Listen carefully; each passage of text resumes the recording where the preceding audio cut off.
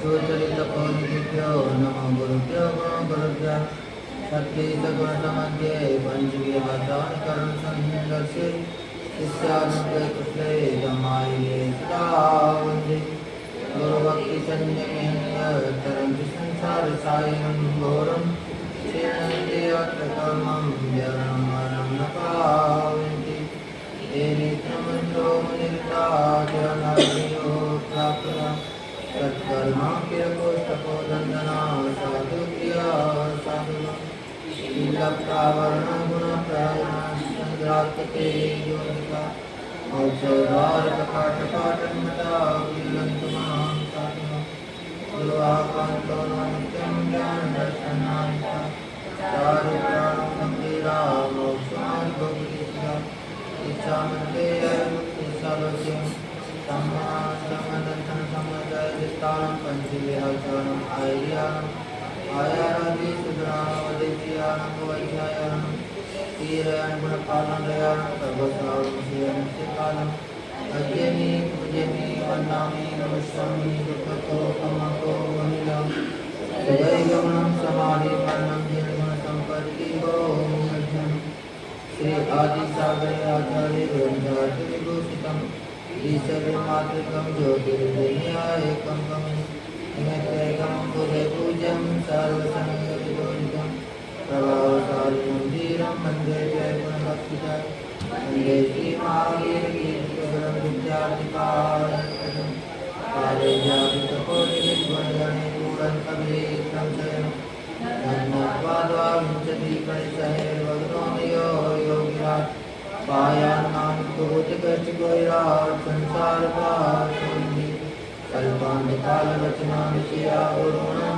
लोकोत्तरागे मनस्तवनं प्रशंसा नमोऽस्तु चेतावनतावत्योऽपि तद्यांशकल्पमनसागर सूर्यवर्या राजाय ज्ञानतपत्यादिमहानुमूर्ति सिद्धान्तसारकुशलोचनदेवभक्त्या महावीरकीर्तिगुरुवर्यसुवर्त्यशिष्य नित्यं नमामि श्रीसरस्वतीसागराय तुभ्यं नमो रविसमातवेदिताय तुभ्यं नमो श्रीकृष्णोत्तरदेवाय तुभ्यं नमो विद्यालयविनाशनाय तुभ्यं नमो गुरुविरागशिवकृताय तुभ्यं नमो परमलोकदिगम्बराय तुभ्यं नमो सुजनशासनवर्धनाय तुभ्यं नमो गुरुविरागसुवर्धनाय तुभ्यं नमो गुरुविमर्शयतीश्वराय तुभ्यं नमो गुरुविमर्शयतीश्वराय तुभ्यं नमो गुरुविमर्शयतीश्वराय ये स्वामी कृष्ण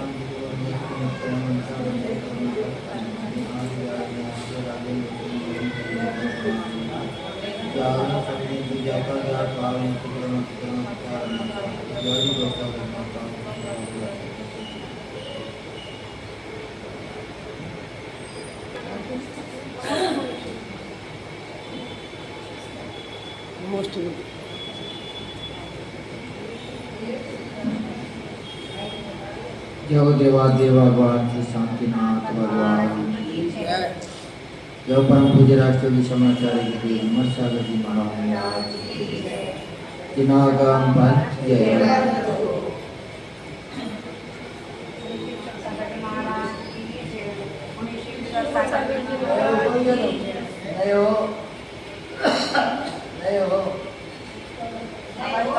से करेंगे नहीं पड़ती है हमें सांस्कृतिक करनी पड़ती है सुनते रहे हो तुम आवाज नहीं सुन रहे हो अब 3 दिन हो गए 3 दिन से हम दोनों टाइम बोल देते बिना बोले समझ जाना चाहिए कि कैसी आवाज चल रही है उसी को ऑपरेटर कहते हैं अब तुम तो दर्शक बने हो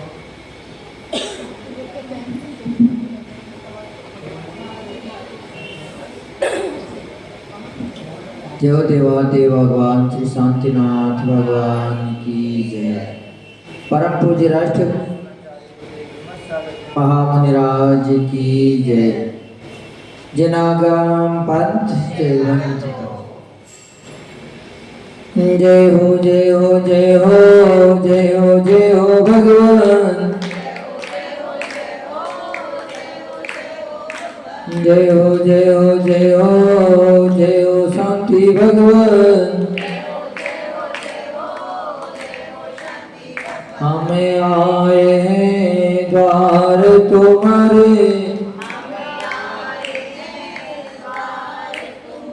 बता रही हो। हमें आए हैं द्वार तुम्हारे, दे दो प्रभु जी हमको सहारे, शांतिनाथ भगवन भगवन भगवन,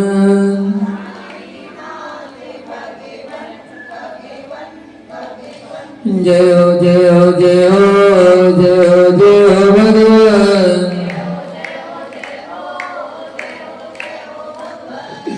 छवि वितरागी प्यारे प्यारे लागे,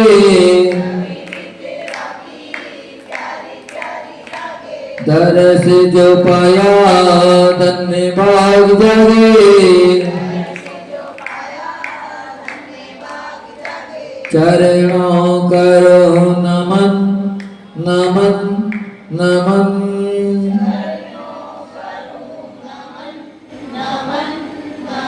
जय हो जय हो जय हो जय हो जय हो भगवान,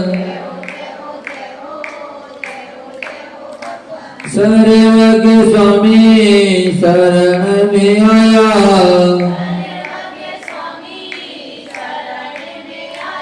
कहीं न मिला जो सुख पाया, हर्षित हुए नयन नयन नयन,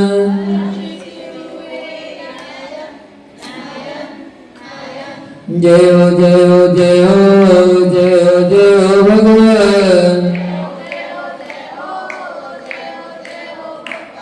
हित उपदेशी आप कहते,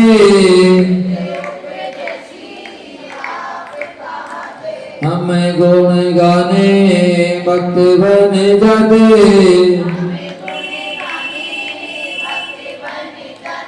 छोड़ो न अब चरण चरण चरण,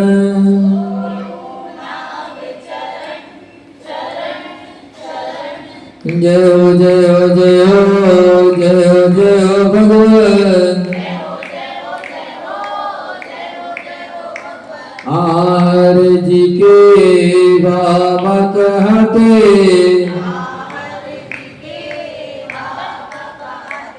उस्मानपुर के बाबा कहते,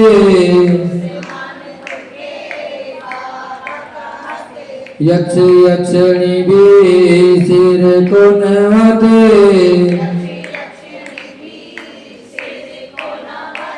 झुकते हैं मुनिगण मुनिगण मुनिगण,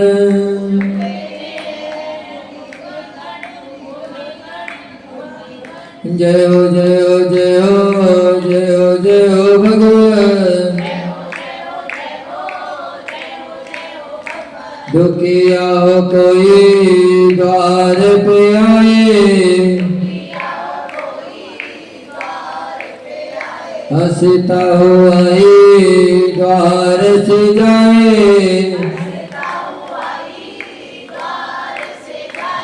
श्रद्धा हो पावन पावन पावन,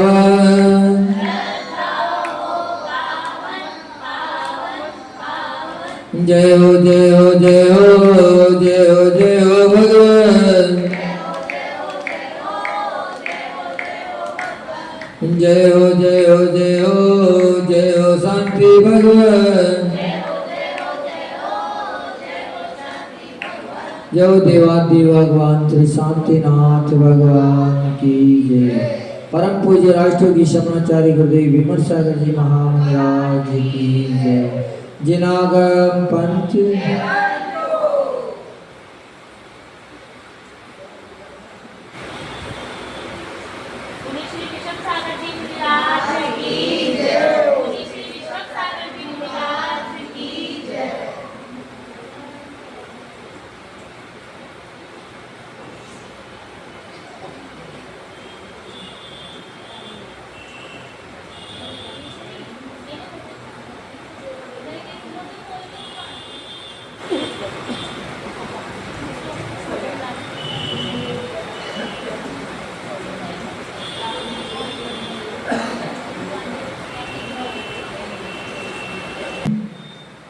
अनेकों गुण अपने अंतरात्मा में विद्यमान हैं। कैसे, कितने गुण हैं? अनंत गुण हैं अपने आत्मा में, और उन सभी गुणों को सर्वज्ञ में अनंत प्रभु ने प्रकट कर लिए। तो उन्हीं में एक गुण है सहनशीलता।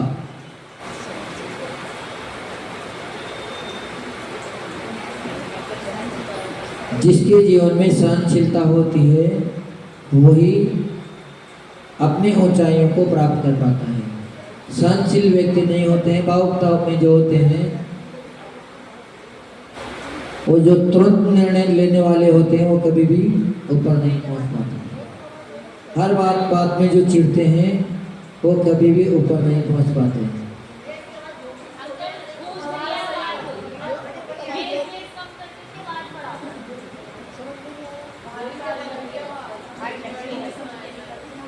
सहनशीलता चेतना का ऐसा गुण है जिसके प्रकट हो जाने से अन्य गुण भी प्रकट हो जाते हैं।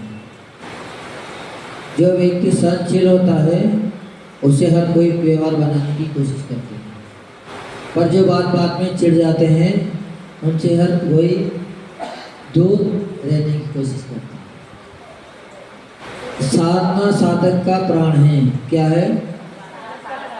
साधना ही साधक का प्राण है। सुख दुख, शत्रु मित्र, हर्ष विषाद, निंदा प्रशंसा, स्वामी सेवक, पूजा उपासना, सत्कार तिरस्कार आदि का समता से सहन करना ही साधना है। साधना क्या है? चाहे दुख हो चाहे सुख हो, चाहे कोई प्रशंसा करे चाहे कोई गाली दे, सबको समता भाव से शांत करते जाएं, उसी का नाम साधना है।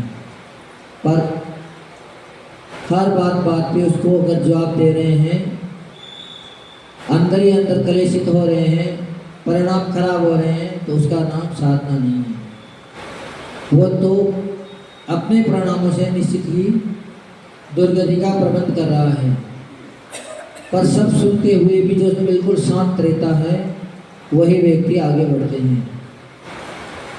क्योंकि कभी भी जिस पानी में हलचल होती है, लहरें उठती है, जो पानी गर्म कर दिया जाता है, इसमें उबाल आ जाती है, उस पानी में कभी भी अपना चेहरा दिखता नहीं। जब भी चेहरा दिखेगा तो पानी बिल्कुल ठंडा हो जाएगा, शांत हो जाएगा, तब जाके अपना चेहरा दिख पाएगा। ऐसे ही अपने अंदर अगर कोई विकल्प आ जाते हैं, आकुलता आ जाती है, तो फिर अपने परिणाम खराब हो जाते हैं। फिर अपना हित और अहित का सोचना बंद हो जाता है, उसका विवेक कुंठित हो जाता है। इसलिए अपने को हमेशा सहनशील होना चाहिए। सहनशीलता में उपमा दी गई है पृथ्वी की। पृथ्वी की उपमा किसमें दी गई है? सहनशीलता में। और एक नारी की उपमा भी सहनशीलता में दी गई है, क्योंकि जितनी सहनशील नारी होती है उतने सहनशील पुरुष नहीं हो पाते। पर ऐसा भी नहीं है ना? तुम सोचती हो हमारी प्रशंसा हो रही है, तो ऐसा भी नहीं सोचना चाहिए। तो अपने को पृथ्वी से ये गुण लेना चाहिए कि वो कितनी सहनशील है। पृथ्वी को आप खोद देते हो, उसमें गंदगी फैला देते हो, जला देते हो, फिर भी आपसे कोई वो शिकायत नहीं करती है। और आप थोड़ी थोड़ी सी बातों में शिकायत लेके पहुंच जाते हैं। उन्होंने ऐसा किया, उन्होंने ऐसा कर दिया, उन्होंने हमारे लिए ऐसा बोल दिया, तो आपका कैरेक्टर अच्छा नहीं है। अगर अच्छा होता तो बुरे को भी आप अच्छा बना लेते। जिस व्यक्ति में जैसे गुण होते हैं वो दूसरे को भी अपने तरह ढाल लेते हैं। होना चाहिए ऐसे गुण। मैंने उनके प्रतिकूल व्यवहार को, प्रतिकूल वस्तुओं के संयोग को प्रतिकूल मौसम को, प्रतिकूल शारीरिक अवस्था को, कर्म की प्रतिकूलता को इतना सहन किया कि और कोई होता तो वह सहन नहीं कर पाता। ये शब्द कौन कहते हैं? जो सहनशील नहीं होते हैं। जो सहनशील होता है वो तो कभी भी अपने दुखों का बकान ही बार नहीं करता। इन शब्दों को सोचकर भी वह कभी अहम भाव नहीं जगाता है कि हम कहाँ तक सहन करें, जबकि जितना ज़्यादा तुम सहन करते जाओगे उतने ऊपर उठते जाओगे। भगवान पारसनाथ ने सहन किया तो वह पूजनीय बन गए। कब उनका जन्म हुआ था और आज भी अपन सभी उनके आराधना करते हैं, उनका नाम बड़े गौरव के साथ लेते हैं। अनंतमती थी। अगर उनके जीवन में सहनशीलता न होती तो आज उनको कोई जान पाता? कोई भी उनका नाम नहीं लेता, उनका अस्तित्व ही खत्म हो जाता। पर उसको नाम अपन क्यों ले रहे हैं? तो उन्हें अपने जीवन में सहनशीलता का परिचय दिया। हे आत्मन, तुमने अनुकूल प्रतिकूल व्यवहारों से इष्टानिष्ट यानी कि इष्ट वस्तु हो चाहे अनिष्ट वस्तु हो, उनके संयोग में समता भाव रखकर सहन किया। तो तुमने किस पर एहसान किया? किसी के ऊपर एहसान तो नहीं कर दिया, क्योंकि जितना अपन सहन करेंगे, जितना अपन समता में रहेंगे, उतना ही अपना ही स्वयं का कल्याण होगा। किसी दूसरे का कल्याण होने वाला नहीं है, क्योंकि उनका कल्याण तो तभी होगा जब वो अपने परिणाम को संभालेंगे। इस संसार में सारी बात अपने परिणामों के ऊपर चलती है। दिन के स्वाध्याय में आज पढ़ा था कि सभी समाधि भावना बोलते हैं, दिन रात मेरे स्वामी मैं भावना ये बाहूँ, देहांत के समय में तुमको न भूल जाऊं। पर देहांत के समय कौन याद आते हैं? अपने कुटुंबीजन पर याद आते हैं, अपने इष्ट मित्र याद आते हैं, या फिर अपने जो शत्रु होंगे वो याद आते हैं कि उन्होंने हमारे साथ ऐसा कर दिया। पर अपन रोज बोलते क्या है कि दिन रात मेरे स्वामी मैं भावना ये बाहूँ, देहांत के समय में तुम्हें न भूल जाऊं। तो अंत समय में वही भी याद आते हैं जिनका अपने से परिचय होता है, जिनकी अपने से जान पहचान होती है। तो ये मात्र केवल बोलने की बात नहीं है।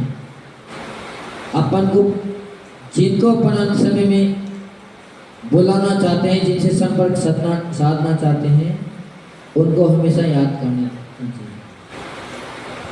कोई व्यक्ति अगर आपसे 6 महीने में 12 महीने में मिलने आता हो और कोई व्यक्ति 4-5 दिन में आता हो और एक व्यक्ति सुबह शाम ही आपसे मिलने आता हो, तो सबसे पहले याद कौन आएंगे? जो व्यक्ति सुबह शाम आते हों। फिर ज़्यादा जोर देंगे तो जो 2-4 दिन वाले वो याद आएंगे, लेकिन 6 महीने 12 महीने वाले कभी भी याद नहीं आएंगे। पर अपन क्या करते हैं, अभी 10 लक्षण लगे तो सब लोग बड़ी भीड़ से यहाँ आए और भगवान को याद करके चले गए। अब जैसे ही 10 लक्षण खत्म हुए और उन्होंने अपना रास्ता बदल लिया, तो भगवान भी फिर यही सोचते हैं कि तुम 10 दिन आए तो हम भी 10 दिन तुम्हारा ख्याल रखेंगे, बाकी दिन तुम जानो, तुम्हारा काम जानो, हमें क्या मतलब है ना। फिर एक सादे सब सदे, ये भी लाइन उसमें आई थी, और सब सादे एक भी ना सदे।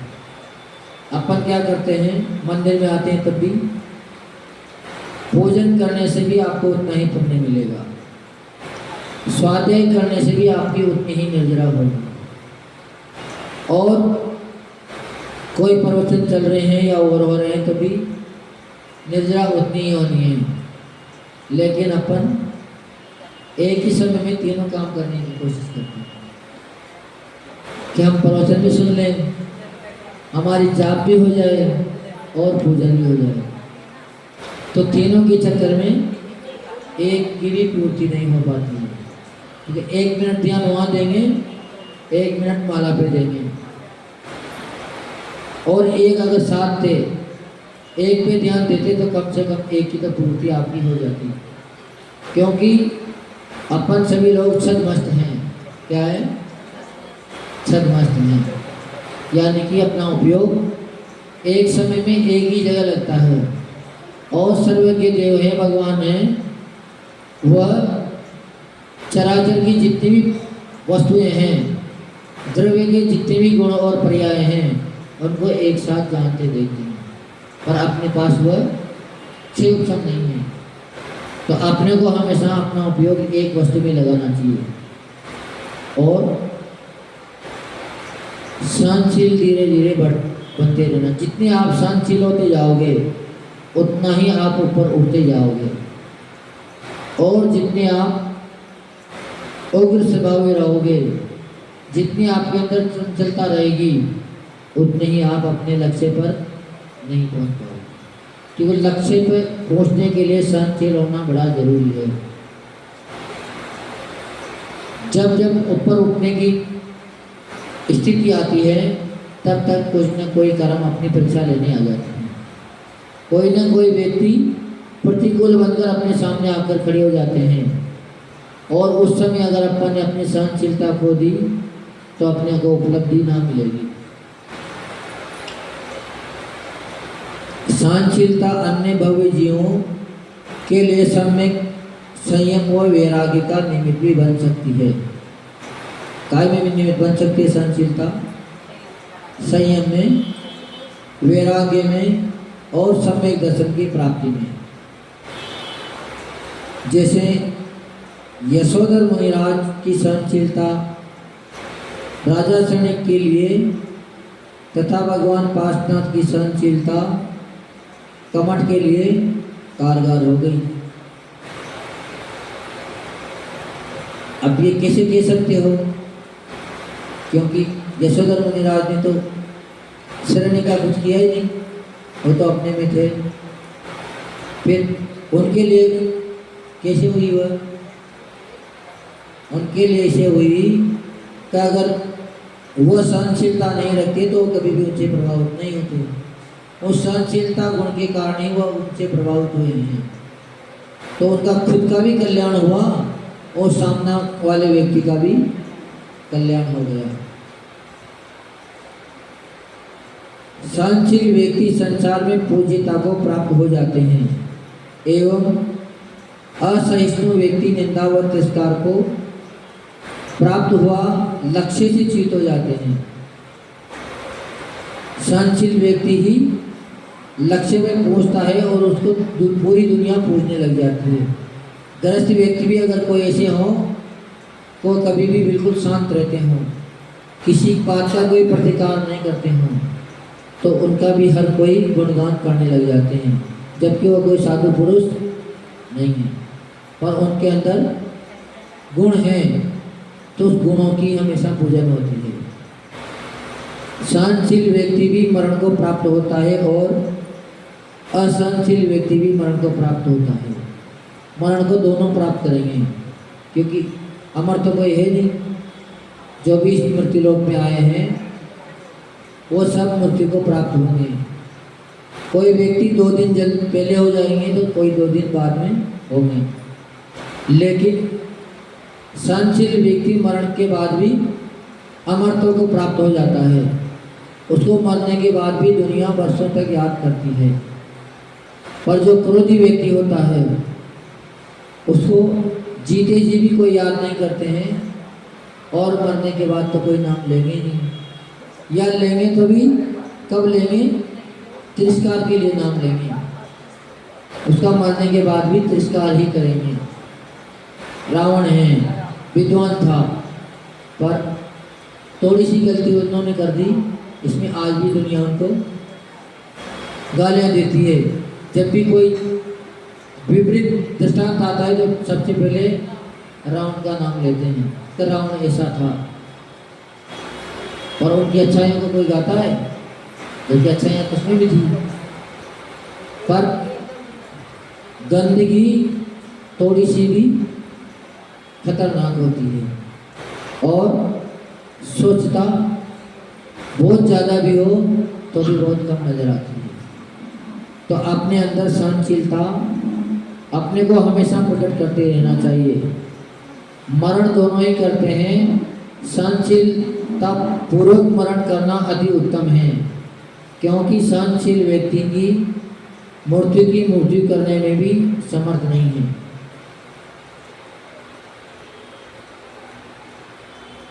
सहनशील व्यक्ति ही किसको परास्त कर सकते हैं? सहनशील व्यक्ति यानी कि मृत्यु को भी परास्त कर सकते हैं। जो सहन करते हैं उनका फिर मृत्यु नहीं होती है, उनका तो निर्वाण हो जाता है, और निर्वाण जिसका हो जाता है उसके जीवन में फिर कभी भी मृत्यु दोबारा आती नहीं है। असहनशील व्यक्ति के जीवन में दुख आते हैं तो सहनशील व्यक्ति के जीवन में पापों जैसे दुखों की प्राप्ति होती है, किंतु सहनशील पुरुष समता से दुखों को सहन करके कर्मों को नष्ट कर देते हैं, और जो असहनशील होते हैं वो उस प्रतिकूलता में और उत्तरोत्तर कर्मों को का बंद करके दुर्गति का पात्र बन जाता है। सहनशील व्यक्ति कभी भी निंदा को प्राप्त नहीं होते हैं, तिरस्कार को प्राप्त नहीं होते हैं।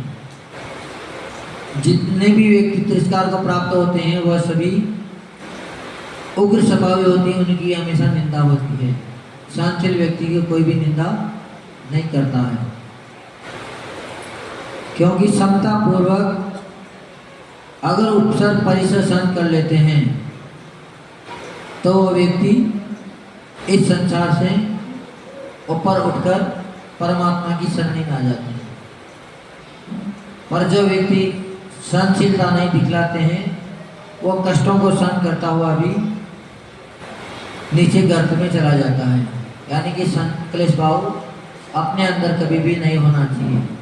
जितना हो सके अपने को उतना सहनशील बनने की आवश्यकता है। जितने अपन सहनशील बनते जाएंगे उतनी ही अपनी समस्या सब सोल्व होती चली जाएगी, और जितना मन में उथल पुथल मचाएंगे, संकल्प विकल्प लेंगे, उतना ही अपना जीवन कठिन होता चला जाएगा। तो अपने जीवन को अपन सहनशील बनाएं, अपने प्राणों को हमेशा शांत रखें, ताकि अपना इस भाव में भी शांति से जीवन यापन हो, और आगे भी जहाँ भी अपन पूछें तो सदगति में अपन पूछें, अच्छी गति अपने को मिले, क्योंकि अच्छी गति हमेशा सहनशील व्यक्ति को ही मिलती है। क्रोधी व्यक्ति को कभी भी अच्छी गति नहीं मिल सकती। तो स्वयं भी सहनशील बने और अपने निमित्त से दूसरे को भी कभी परेशानी हानि नहीं होनी चाहिए, इतना भी अपन विशेष ध्यान रखें। यह परम पूज्य राष्ट्रयोगी समाचार्य गुरुदेव विमल सागर जी महामुनि राज की जय। तो सभी लोग अपने जीवन में को सहनशील बनाने का प्रयास करेंगे। वैसे बड़ा कठिन काम है, इतना सरल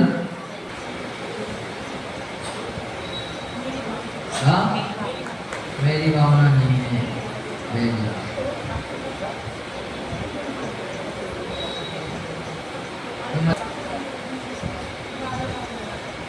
नहीं है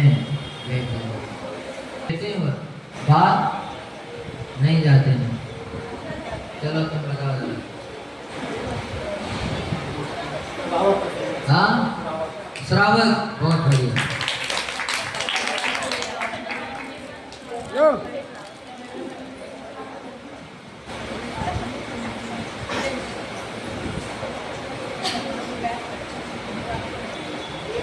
देवगति, बहुत बढ़िया। संयमदारी और सम्यक दर्शन होता है, वो देवगति के अलावा कहीं भी नहीं जाता।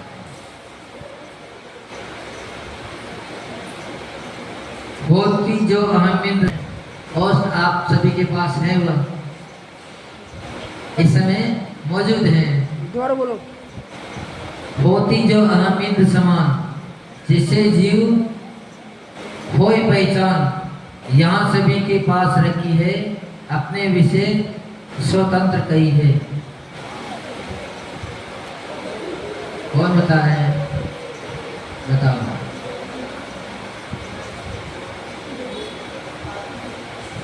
नहीं। और कोई?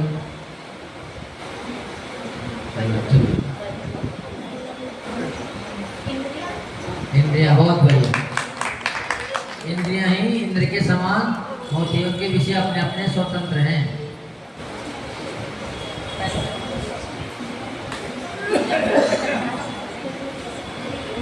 कितने हो गए?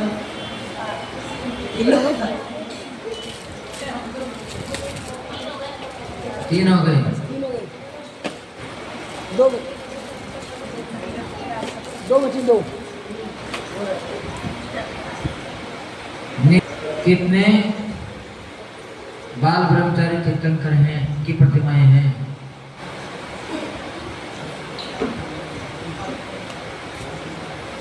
चलो देखिए पीछे बताओ। हाँ, तीन। कौन कौन से हैं?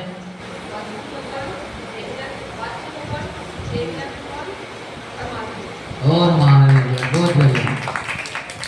कम से कम जानकारी थोड़ी होनी चाहिए।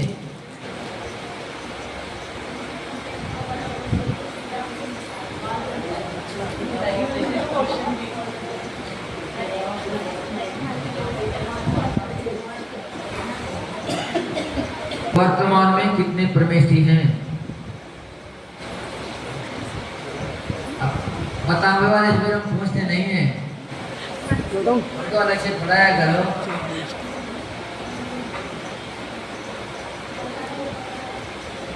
आचार्य, उपाध्याय और सर्वसाधक। बहुत बढ़िया।